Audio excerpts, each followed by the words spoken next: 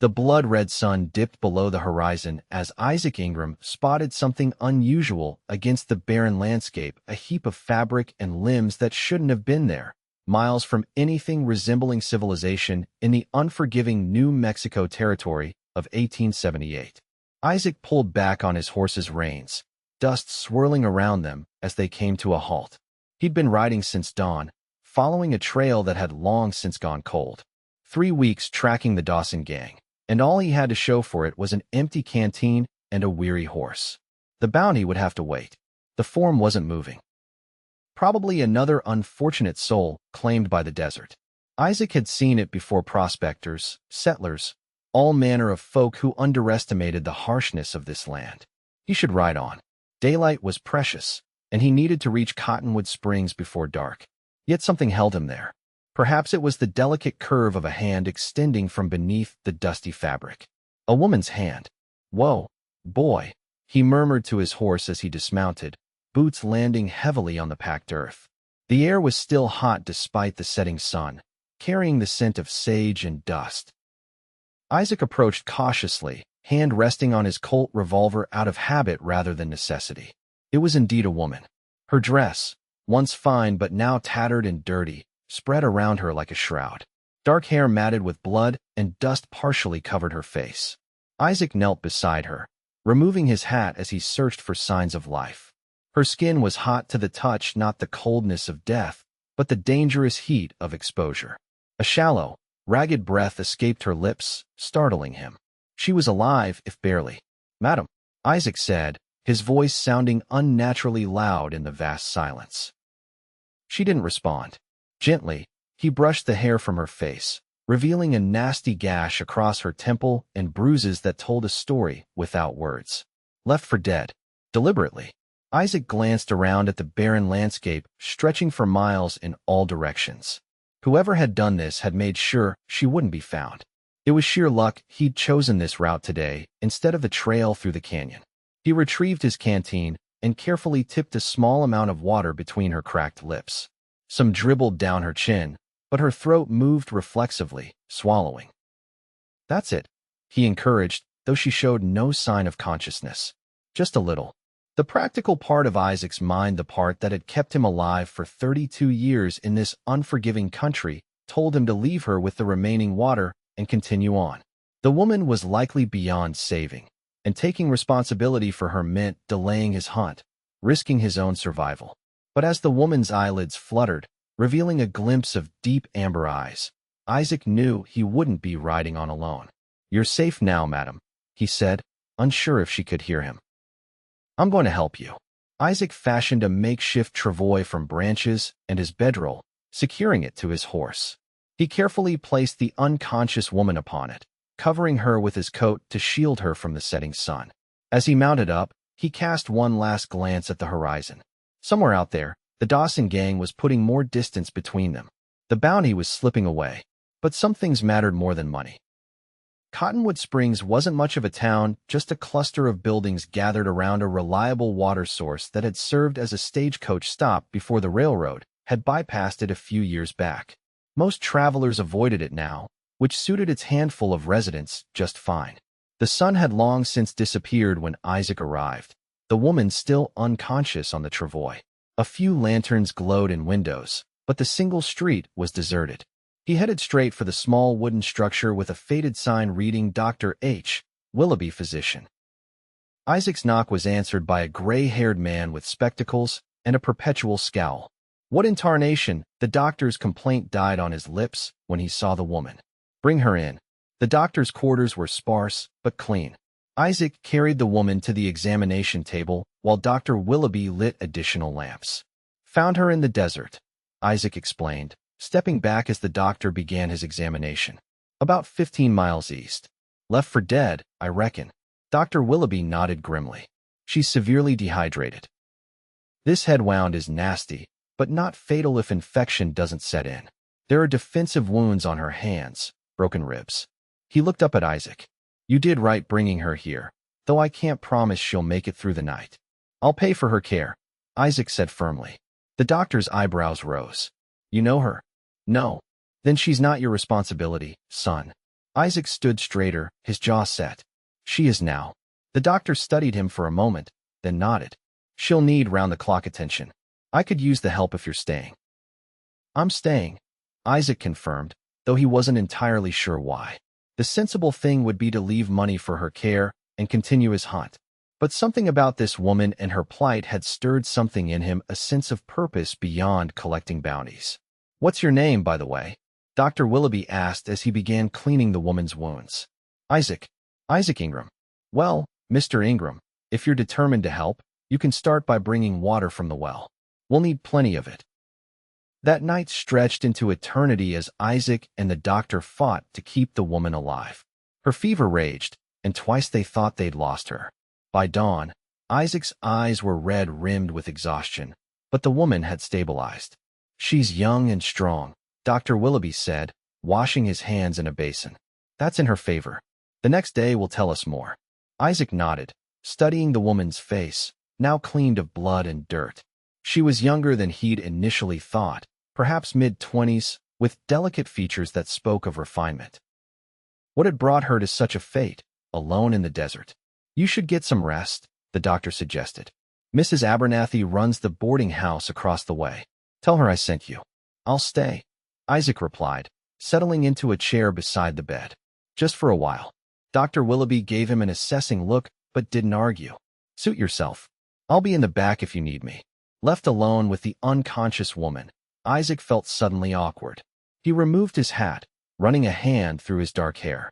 What was he doing here? The Dawson gang was getting farther away with every passing hour. The bounty had been substantial enough to buy that piece of land near the Colorado border he'd had his eye on. Yet here he sat, watching a stranger breathe, because something in him couldn't abide leaving her to die alone in the desert. Who are you? He whispered, not expecting an answer. To his surprise, the woman's eyelids fluttered. She moaned softly, her head turning toward the sound of his voice. Can you hear me? Isaac leaned forward, his voice gentle. You're safe now. You're with a doctor. Her lips parted, and she made a sound that might have been a word before slipping back into unconsciousness. For 3 days, Isaac rarely left the doctor's house. He helped change bandages, spooned broth between the woman's lips when she was lucid enough to swallow, and bathed her forehead with cool water when the fever returned. In between, he took care of his horse, sent a telegram to the marshal in Santa Fe explaining his delay, and learned more about the small community of Cottonwood Springs than he'd ever cared to know. On the 4th morning, Isaac returned from the general store with supplies to find the doctor's door open and voices inside. He entered to find Dr. Willoughby standing beside the bed, talking to the woman, who was propped up against pillows, awake and alert for the first time. She turned as Isaac entered, and their eyes met. Hers were indeed amber, almost golden in the morning light, and currently filled with wariness. Ah, Mr. Ingram, Dr. Willoughby said. Our patient is finally properly awake. This is the man who found you, Mississippi. The woman regarded Isaac with a mixture of curiosity and apprehension. You found me. Her voice was rough from disuse, but carried a hint of Eastern refinement. Isaac nodded, suddenly uncomfortable under her scrutiny. Yes, madam. Out in the desert, east of here. Miss O'Malley here was just about to tell me how she came to be in such a predicament, Dr. Willoughby prompted. O'Malley, Isaac asked. Olivia O'Malley, she confirmed, then winced, one hand moving to her ribs. At least, that's who I was before I apparently died and came back to life in this place. Isaac found himself oddly captivated by her directness, despite her weakened state. You nearly did die, Miss O'Malley. Someone left you out there with that intention. A shadow crossed her face. Yes, I remember that part quite clearly. Dr. Willoughby cleared his throat. Perhaps we shouldn't overtax you with questions just yet. You need rest to recover. I've been unconscious for days, according to you. Olivia replied with surprising firmness. I think I've rested enough. She turned back to Isaac. You stayed. The doctor said you've been here all this time. Why would a stranger do that? Isaac shifted uncomfortably. It was a fair question, one he'd been asking himself. Couldn't very well leave you to fend for yourself, madam. She studied him for a long moment, as if trying to discern some hidden motive in his features. Finally, she nodded slightly. Then I owe you my gratitude, Mr. Ingram. though I'm not sure I was worth the trouble. Everyone's worth the trouble, Miss O'Malley, Isaac replied simply. A ghost of a smile touched her lips. A rare philosophy in these parts, I've found. Over the next few days, Olivia's strength gradually returned, though she remained confined to bed on the doctor's orders. Isaac continued to assist with her care, finding himself increasingly drawn to her quick wit and resilience. Bit by bit, her story emerged. Olivia O'Malley had come west from Boston with her brother following their parents' death, seeking to claim land left to them by an uncle. But her brother Michael had fallen in with a bad crowd in Santa Fe, specifically the Dawson gang. When I realized what kind of men they were, she explained to Isaac one evening as he helped her sit up to eat, I confronted Michael, told him we needed to leave immediately. He promised we would, after one last job. Her hands trembled slightly around the bowl of stew. That was 2 months ago. The job went wrong. Very wrong. A bank teller was killed. I heard about it in town and knew Michael was involved. I tried to convince him to turn himself in, that we could explain he was coerced. The Dawsons don't take kindly to betrayal, Isaac said quietly, pieces falling into place. The same men he'd been hunting had done this to her. Olivia nodded. They came to our cabin that night. Michael wasn't there, thank God. They were convinced I knew where he was hiding, that I'd helped him run. But I genuinely didn't know. Her voice faltered. They questioned me for hours. When they realized I couldn't tell them what I didn't know, they decided to use me as a message to my brother. Isaac's jaw tightened as he imagined what she'd endured. They took you into the desert. James Dawson himself drove the wagon, she confirmed. Said if by some miracle I survived, I should tell Michael that nowhere was far enough to hide. A bitter laugh escaped her, as if I could walk 15 miles with broken ribs after being beaten half to death. You survived, Isaac reminded her gently. Her amber eyes met his. Because of you. Something passed between them in that moment, a connection that transcended their brief acquaintance. Isaac found himself wanting to protect this woman who had already endured so much, to ensure that no harm came to her again. As the days stretched into a week, Olivia grew stronger. She began taking short walks with Isaac's assistance, first around the doctor's small house, then out onto the porch.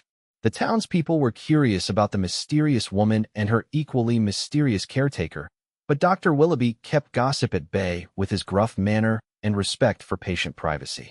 Isaac sent another telegram to Santa Fe, explaining he was delayed indefinitely. The reply was terse. The bounty on the Dawson gang had been claimed by another hunter. 3 brothers captured, but James Dawson himself had escaped. The news should have disappointed Isaac more than it did. Instead, he felt a strange sense of relief. His purpose was here now. One evening, as they sat on the doctor's porch watching the sunset paint the desert in golds and crimsons, Olivia asked the question that had been hanging between them. What will you do now, Mr. Ingram? Now that you've missed your bounty? Isaac glanced at her, surprised. How did you know about that? A small smile played at her lips. Small towns have big ears. Dr. Willoughby mentioned you were tracking outlaws when you found me. Isaac looked back at the horizon. I hadn't decided. Don't let me keep you from your livelihood, she said softly. I'm well enough now that James Dawson is still out there. Isaac interrupted. And he knows you survived. Fear flashed across Olivia's face before she composed herself. You think he'll come back to finish what he started? Men like Dawson don't leave loose ends, Isaac confirmed. Especially not ones that can testify against them. Olivia fell silent, considering this. Finally, she asked, what would you suggest I do? Hide forever? No, Isaac replied firmly. That's no kind of life. He hesitated, then added, I have some money saved. Enough to get you back east, if that's what you want. She studied him for a long moment. Is that what you think I want? To run back to Boston with my tail between my legs? The fierceness in her voice surprised him. I just meant, I know what you meant, she said, her tone softening. And it's kind of you. But the West is my home now, for better or worse. I'm not leaving. Then what will you do? Olivia looked out at the darkening landscape.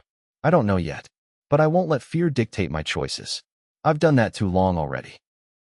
Isaac admired her courage, even as he worried for her safety.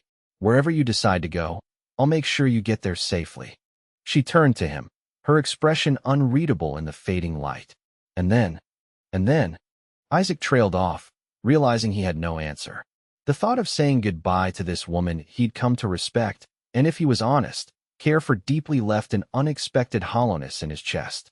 Before he could formulate a response, Dr. Willoughby burst through the door, looking agitated. "Rider coming in fast," he announced. "Could be trouble." Isaac was on his feet instantly, hand moving to his gun. "Get inside," he told Olivia, his tone brooking no argument. For once, she didn't challenge him, disappearing into the doctor's house as Isaac stepped off the porch, positioning himself in the deepening shadows. The rider came into view, a young man on an exhausted horse, riding as if the devil himself were in pursuit. He pulled up short when he reached the center of town, looking frantically around. "Help," he called out. "I need help." Isaac recognized desperation, not threat, and stepped forward. "What's the problem?" The young man nearly fell off his horse in relief. "My name's Michael O'Malley. I'm looking for a doctor. My sister, she's hurt bad." Isaac froze. Michael O'Malley? Behind him, he heard the door open. Olivia stepped onto the porch, her face pale in the twilight. "Michael." Her voice was barely above a whisper. The young man whipped around at the sound, disbelief washing over his features. "Livy? Oh my God, Livy." He stumbled toward her as she descended the porch steps, and they collided in a fierce embrace that caused Olivia to wince from her still healing ribs, though she didn't pull away. "They told me you were dead." Michael sobbed into her shoulder. "Dawson bragged about it when they caught up to me." "I nearly was," Olivia replied, drawing back to look at her brother, her hands cupping his face. "What happened to you? Where have you been?" Michael's expression darkened. "Hiding. Running. The Dawsons caught up to me near Taos. I got away, but not before." He gestured to his side, where Isaac now noticed a dark stain spreading across his shirt. "Dr. Willoughby," Isaac called, and the physician was already moving forward, guiding the young man inside. As the doctor tended to Michael's wound, a bullet grazed that looked worse than it was. Isaac stood apart, watching the siblings' reunion with mixed emotions. Olivia hadn't left her brother's side, her relief palpable. But there was tension too, unspoken recriminations hovering beneath the surface of their conversation. "The marshal arrested most of the gang," Michael was explaining. "But James got away. He came after me, said he'd already taken care of you and would finish the job with me." "The others are in custody?" Isaac asked, speaking up for the first time since they'd moved inside. Michael glanced at him warily. "Who's this?" "Isaac Ingram," Olivia answered. "He saved my life. The Dawsons left me in the desert to die, and Mr. Ingram found me." Understanding dawned on Michael's face. "Then I owe you a debt I can never repay, sir." Isaac nodded stiffly. "Just answer the question. The Dawsons are in custody? 3 of them. The marshal's men caught them 2 days ago, but James slipped away during the arrest. That's when he came after me." Dr. Willoughby finished bandaging Michael's side. "You're lucky. The bullet just grazed you. Keep it clean and you'll be fine. We need to leave," Michael said urgently to Olivia. "James will be coming. He swore he'd find me." "And lead him straight to your sister again?" Isaac asked, an edge to his voice.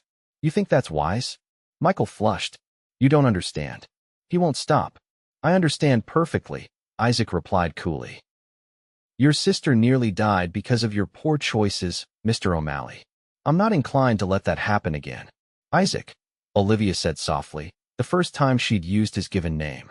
"Please." The room fell silent. Even Dr. Willoughby seemed to be holding his breath. Isaac met Olivia's gaze, seeing the silent plea there. She would choose her brother, despite everything. Of course she would. Family was family. "I'll keep watch tonight," Isaac finally said, his voice neutral. "We can decide what to do in the morning." He stepped outside before anyone could respond, needing the cool night air to clear his head. He'd been a fool to think. What exactly?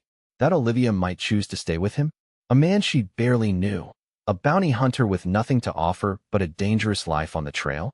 Her brother's arrival had changed everything. Now she had family again, someone with a real claim to her loyalty and protection. Isaac settled on the edge of the porch, rifle across his knees, prepared for a long night. He didn't expect Olivia to join him an hour later, wrapped in a blanket against the desert chill. "You should be resting," he said without looking at her. "I've done enough resting these past 2 weeks."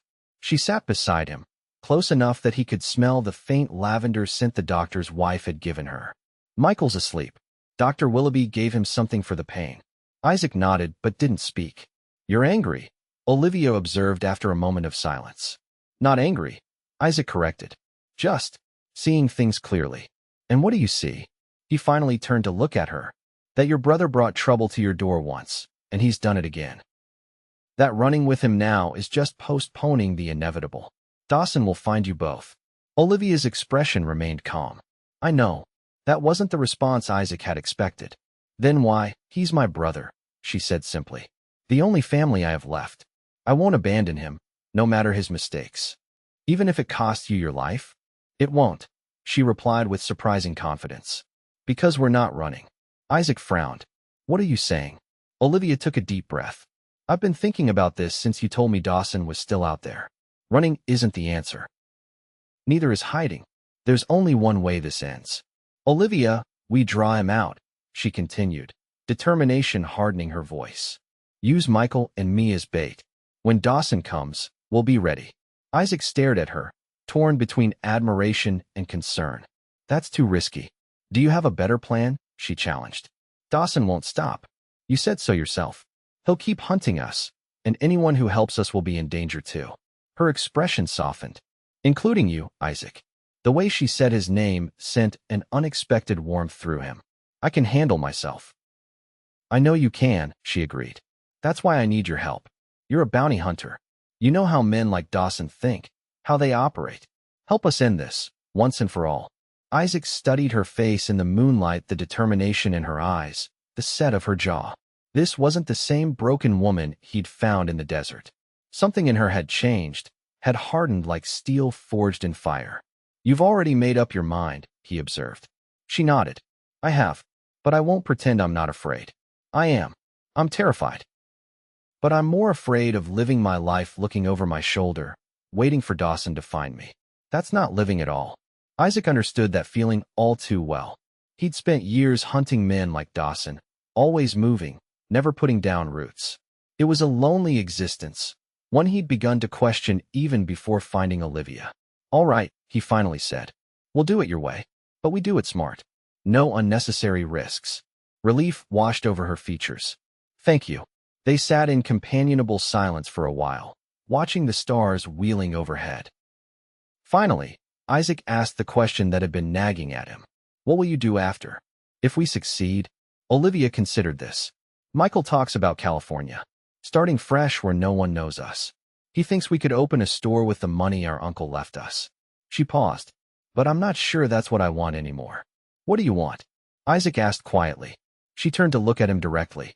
I'm not entirely sure yet, but I know it includes staying alive, building something meaningful. Her voice softened. And perhaps finding out if the connection I feel with the man who saved my life might grow into something more. Isaac's heart quickened at her words. Olivia. She smiled, a genuine smile that transformed her face. I'm not asking for promises, Isaac. I know we barely know each other, but I'd like the chance to find out. If you would too.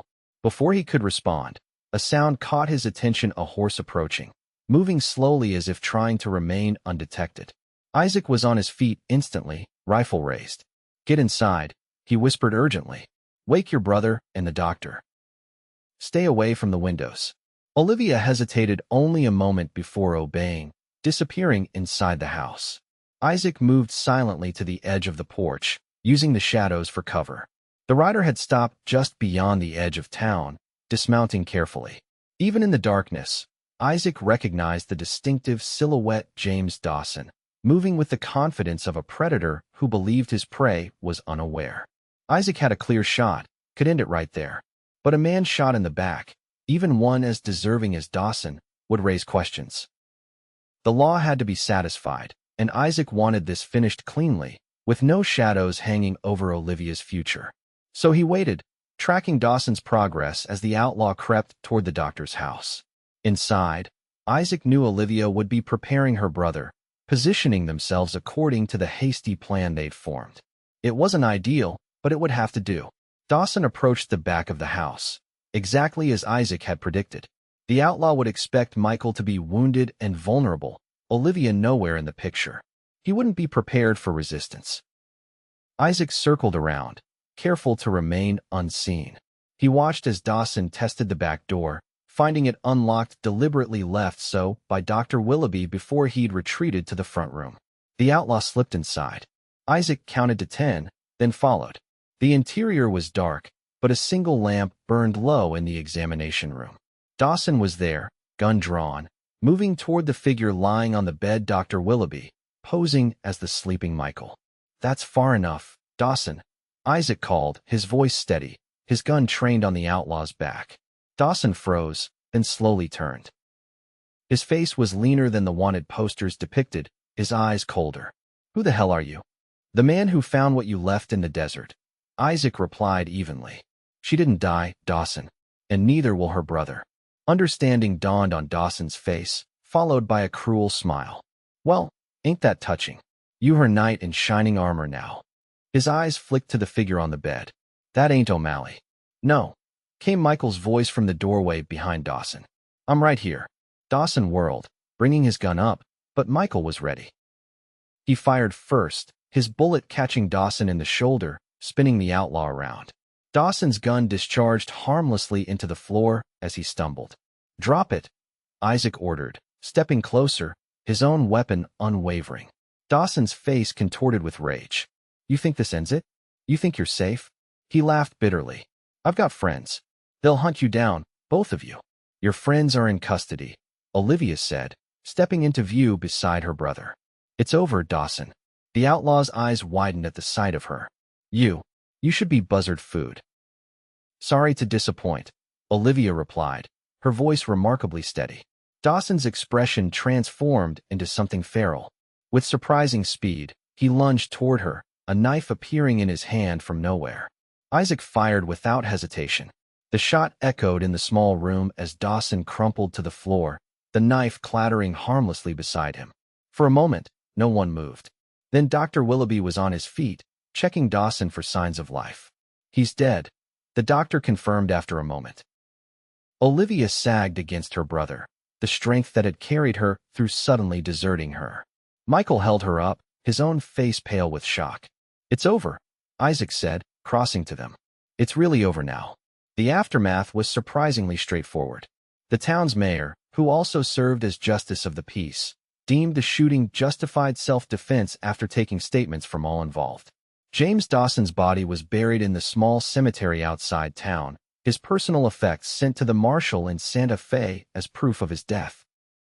3 days later, Isaac found himself on the doctor's porch again, this time watching Olivia and Michael in animated conversation as they walked down the town's single street. The siblings had reconciled, their bond tested but ultimately strengthened by their ordeal. Michael had abandoned any notion of a criminal life, chastened by how close he'd come to losing his sister. They were discussing their future, plans that remained uncertain. California was still a possibility, though Olivia had been non-committal whenever the subject arose. "You're leaving soon, Dr. Willoughby observed, joining Isaac on the porch. Isaac nodded. "Got a telegram this morning. New bounty out near Tucson." The doctor sipped his coffee. "Thought you might be considering a change of profession."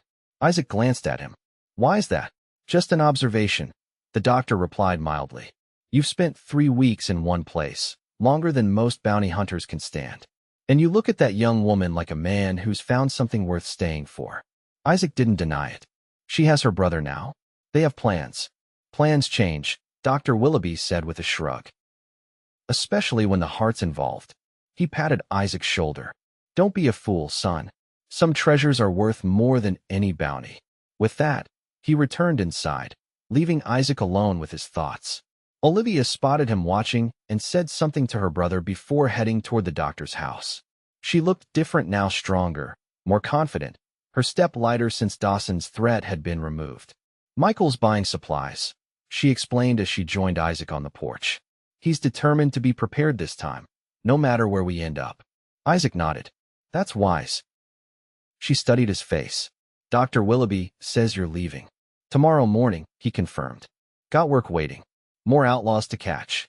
"That's what I do." Olivia was quiet for a moment. "What if there was something else you could do?" "Something here." Isaac's pulse quickened. "What do you mean?" "Cottonwood Springs has no sheriff," she said. "Mayor Wilson mentioned it yesterday. Said they've been looking for someone with experience handling trouble." She smiled slightly. Someone like you. I'm not a lawman, Isaac protested mildly. You could be, Olivia countered. You have the temperament for it. Fair but firm. People respect that. Isaac considered this unexpected possibility. And what would you do if I stayed? Michael and I own land about 5 miles from here our uncles claim. There's a small house, some decent grazing land. Michael wants to raise horses. She took a deep breath. I'd like to make it a home. A real home. The implication hung between them. That's an awful lot of change to consider all at once, Isaac said carefully. Olivia nodded. I know, and I'm not asking for commitments or promises. Just possibilities. Her amber eyes held his. You saved my life, Isaac. Not just by finding me in the desert, but by showing me I could be strong again. That I could face my fears instead of running from them. Isaac swallowed hard. You did that yourself? I just helped a little. You did more than that, she said softly. You stayed when you had every reason to leave.